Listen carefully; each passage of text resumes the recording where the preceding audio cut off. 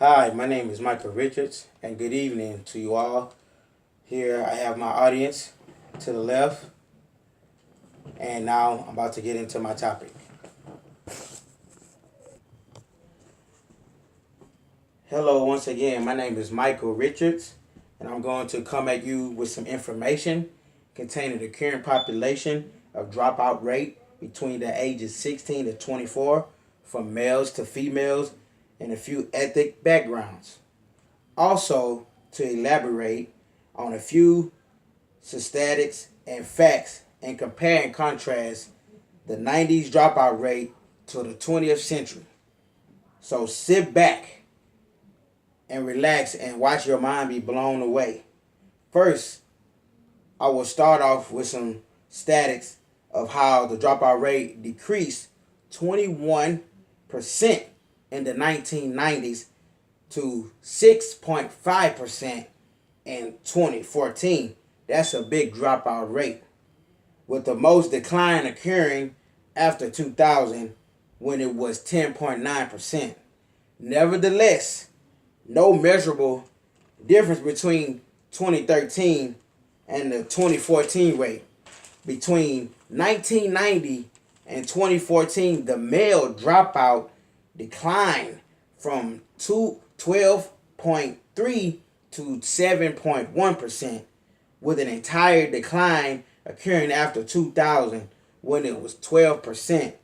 For females rate decreased from 11.8% in the 1990s to 9.9% in 2000, and then decreased more to 5.9% in 2014. So, as you can see, the dropout rate was higher for males than females in 2014. Now, as we move further along in each year from the 1990s to 2014, status dropout rate was lower for white youth than black youth, and the rates for both black and white youth were lower than the rate for Hispanic growth. Now we're gonna compare and contrast the white, black, and Hispanic dropout rate. Another is having dropout rate decline from 9.0 to 5.2% for the white youth, 13.2 to 7.4% for the black youth, and 32.4 to 10.9% for the Hispanic group. Now, as you can see, the Hispanic group had a higher ratio in the 1990s compared to the white and blacks. As a result, the gap between white and Hispanic youth from 23.4% in the 1990s to 5.3 percentage points in 2014. So that was a major drop. Although rates for both white and youth declined from the 1990s to 2014, the gap between rates in 2014 didn't measure different from the gap between rates in the 1990s. So, as you can see, things back then in the 90s were worse compared to the present time with dropout rates. So they must be doing something in the schools now that they didn't have back in the 1990s, which I feel that our children are actually learning something, getting a proper care as far as with their language, having tutors, and so forth. So we have to take heed to keep inspiring our children to keep on staying on top of their grades and always asking for help. We got to make more time.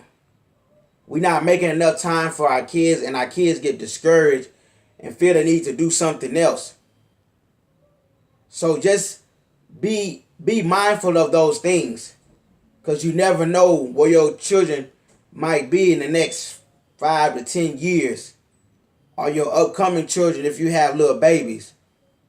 So as I close with my speech, I just want you guys to know that it was rough in the 1990s with the rate, because they probably didn't have a proper educational benefits as we have now in the 20th century, because as you know, technology has increased, so it's more websites and more sources that our kids can use.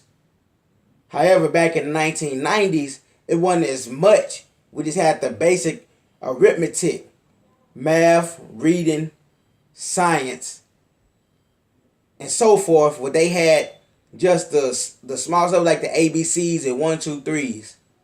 But now you have so many different channels or different technology systems you can use to be able to even tutor your kid at home. That's why we have these sources.